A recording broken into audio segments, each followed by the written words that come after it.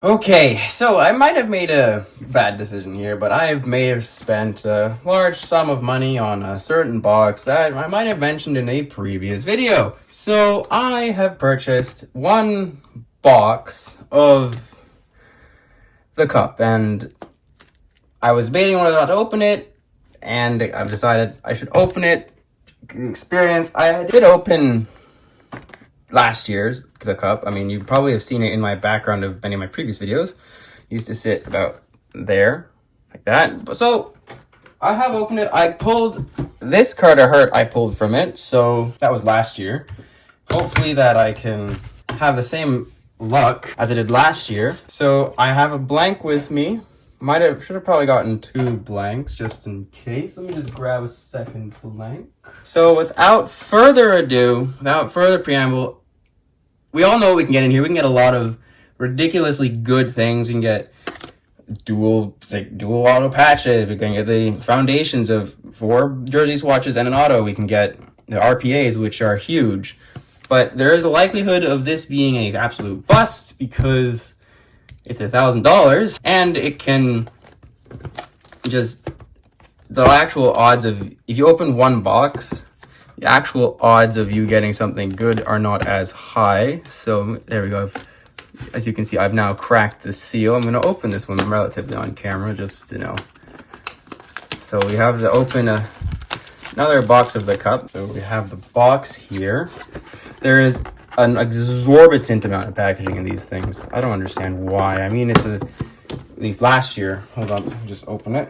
Last year was I paid $600 for it. The amount of effort I had to put into opening that is incredible. So, inside this box, we have a tin. They said we have a lot of packaging in this. So inside that box, we have this lovely tin. I actually prefer the design this year, like the actual box design this year than last year. From what I've seen, the card design isn't as good. So we have the tin, and inside the tin, we have this. It's kind of heavy, actually. We have this box. So here is the little mini box, and then we have this giant tin in comparison. Let's just compare there. A bit of reflection, but okay. We got the tin. We put that to the side, and we have the little box.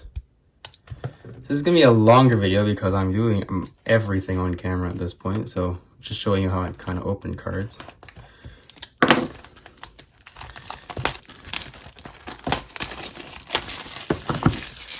Okay, so a lot of people do this whole thing here. So the box is here. A lot of people do the whole cut it out, but I'm not gonna do that because I like saving the boxes. So I'm just gonna leave the base cards on top. I'm gonna kind of open it away from the camera just to be sure. Yeah, there's a base card on top. So what I'm gonna do is I'm gonna do the base card on top. I'm gonna try to slide it. Actually, I might just try to pull them all out. Let's see if I can do that. Oh, I can pull out the entire thing. Okay, that's good. I don't know how I can do this. Let me just see if I can. Yeah, there we go. So we're gonna have a little stack of cards here.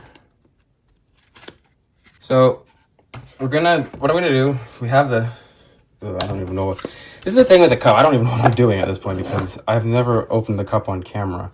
So we're gonna have the pile of cards here on top of the box in front of my little Sid Funko. What I'm gonna do is I'm gonna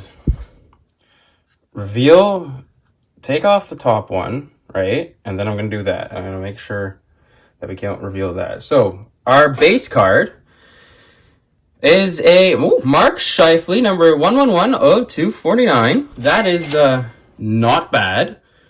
Definitely happy with a Scheifele base card. So didn't bring my supplies with me. I probably should bring something.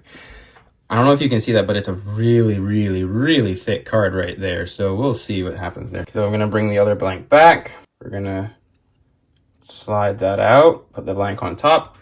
And our RPA is 38 Kings. Oh, it's Carl Grundstrom. Yeah, it was a nice patch. Number 3 of 249. So Carl Grundstrom RPA. It's not great, okay.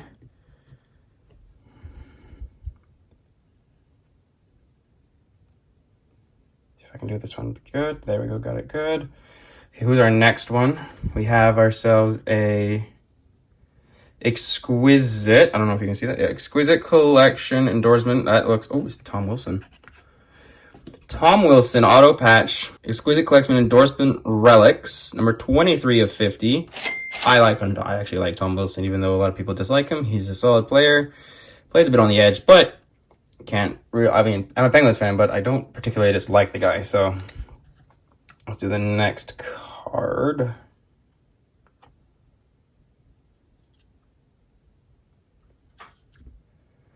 So I'm a little shaky here. We have something. It looks like is that a gold RPA? Gold RPA of, oh, just a gold parallel of Dante Fabro auto, number 20 of 36.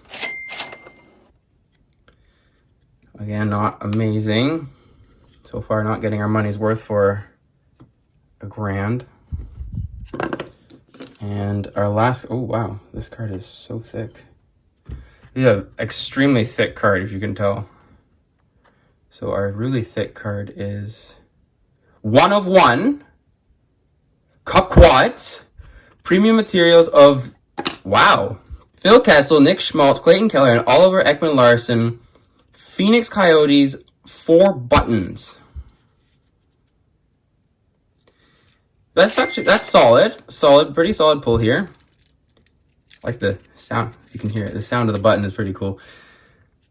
So on the fight straps, the buttons, and our last card is probably like a base or something. We got a rookie class of 2020 of Ville Heinola.